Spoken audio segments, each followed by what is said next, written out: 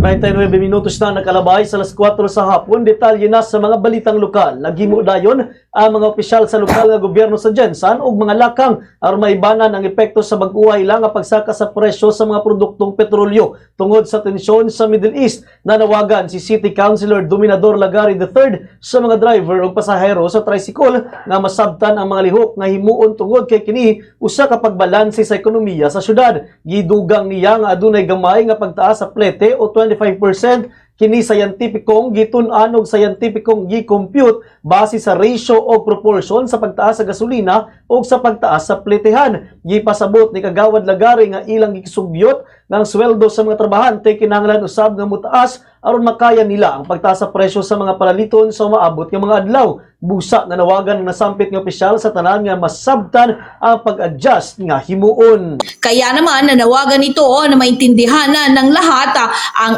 adjustment na gagawin.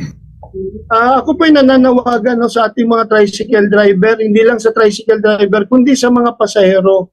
Sana po maintindihan ninyo ang mga movement na gagawin natin dahil ito po ay pagbalanse para po sa pagtakbo ng ekonomiya ng ating lungsod. So kung tataas man po ng bagya o tataas man ng 25% yung pamasahe, ito ay scientificong pinag-aralan at scientificong kinumpute natin based sa ratio and proportion. Ang pamahayag ni Jensan City Councilor Dominador Lagari III. For the most trusted source of news and information, visit our website at www.bomboradio.com. Follow us on Bombo Radio mobile app, Facebook, YouTube, TikTok, and X, formerly Twitter. Like, share, and stay connected. Anytime, anywhere.